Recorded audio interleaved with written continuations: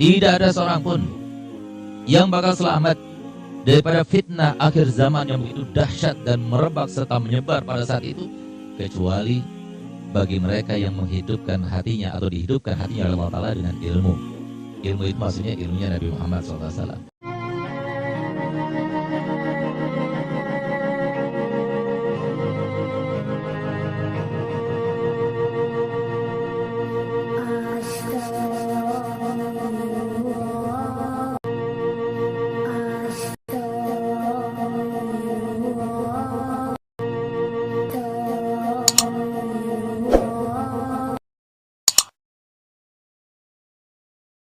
Allah Ta'ala itu ridho untuk kalian, bukan atas kalian, bukan untuk tidak ada kemanfaatan untuk kalian, untuk kemanfaatan kalian. Yardolakum salatan, 3 hal. Apa itu? Yang pertama adalah anta'budu, untuk beribadah kepada Allah. Ibadah kepada Allah bukan untuk Allah. Allah nggak perlu kepada ibadah kita. Allah nggak perlu kepada sholat kita. Allah nggak perlu pula kepada sodako kita, bantuan kita apapun bentuknya. Allah nggak perlu. Karena Allah Al-Qahhar, Allah Al-Qayyum, Allah Al-Hayy. Jadi kalau seumpama semua manusia yang Allah ciptakan, ala atqa rajulin minkum ma zada dzalika fi mulki syai'a. Kalau seumpama seluruh manusia yang Allah ciptakan, insihim wa jinnihim, jadi manusianya, jinnya, dari awal sampai akhir, semuanya berada dalam keadaan yang paling bertakwa di antara kalian. Siapa yang paling bertakwa di antara kita? Nabi kita Muhammad. Semuanya seperti Nabi Muhammad. Seumpama tidak akan menambah sedikit pun daripada kekuasaan Allah. Begitu pula sebaliknya. Wa in kanu ala afjari rajulin wahidin minkum, seumpama kalian semuanya, manusia dan jinnya, keadaannya seperti keadaan yang paling keji di antara kalian. Siapa yang paling keji? Iblis. Siapa lagi? Semuanya seperti iblis.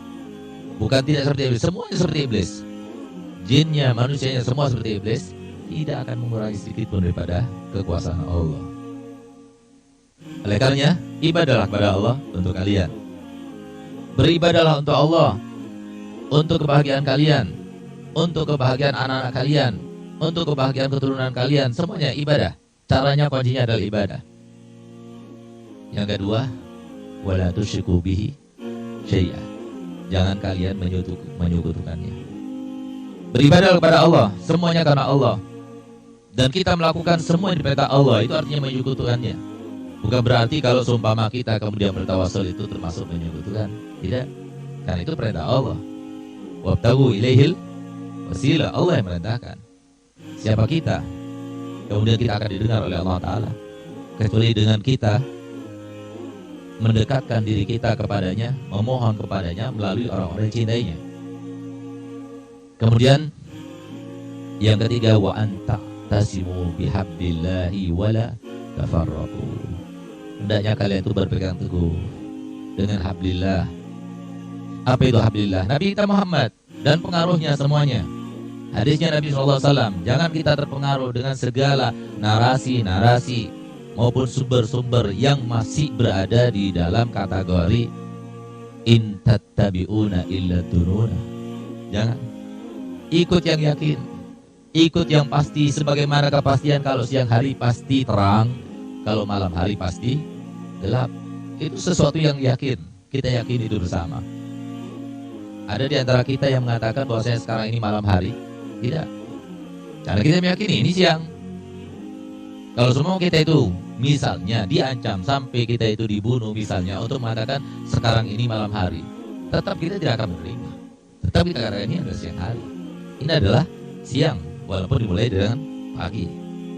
Nggak bakal kita katakan ini malam. Karena apa? Sesuatu yang nyata, pasti, yang kita yakini. Nah itulah maksudnya. Jangan sampai kita itu kemudian bercerai-berai gara-gara sesuatu yang tidak pasti. Sesuatu yang tidak pasti. Apa sesuatu yang tidak pasti? Rezeki kita ke depan tidak pasti. Jabatan kita tidak pasti. Apa yang kita pikirkan dan pikiran kita nanti begini, nanti begini. Enggak pasti, itu semuanya enggak pasti. Jangan kita bercerai-berai gara-gara itu. Memang Sekarang kita berada di zaman yang super fitnah. Sampai ulama yang dikatakan Nabi SAW, al-ulama warathatul anbiya. Apa perintahnya Nabi terkait dengan ulama? Nabi SAW sebagaimana dikatakan oleh Imam Ghazali, ulama itu adalah sasaran seputar Nabi kita Muhammad. Siapapun mereka kita ikuti, tapi mereka itu bukan tauladan yang paling utama. Mereka itu tauladan, tapi ada tanda kutipnya. Mereka itu tauladan kita kalau mereka itu masih berkiblat kepada Nabi Muhammad. Tapi kalau sudah mereka tidak berkiblat dengan Nabi Muhammad, kita tidak jadikan tauladan. Semua ulama kita harus anggap seperti itu. Jangan kita mengkultuskan seorang pun daripada ulama, karena mereka tidak maksum. Hanya Nabi yang maksum, para Nabi dan para Rasul yang maksum. Sehingga ulama kita harus muliakan, ulama kita harus dengar, ulama kita harus junjung tinggi. Tapi sekarang begitu kita sebutkan seorang ulama, langsung dalam pikiran kita, ulama yang mana itu? Dia termasuk ormas yang mana? Dia termasuk golongan yang mana? Sampai sedemikian rupa terjadi perpecahan dalam hal ini. Semuanya itu apa? Karena kita itu tidak lagi berpegang teguh dengan apa yang diajarkan Nabi Muhammad SAW.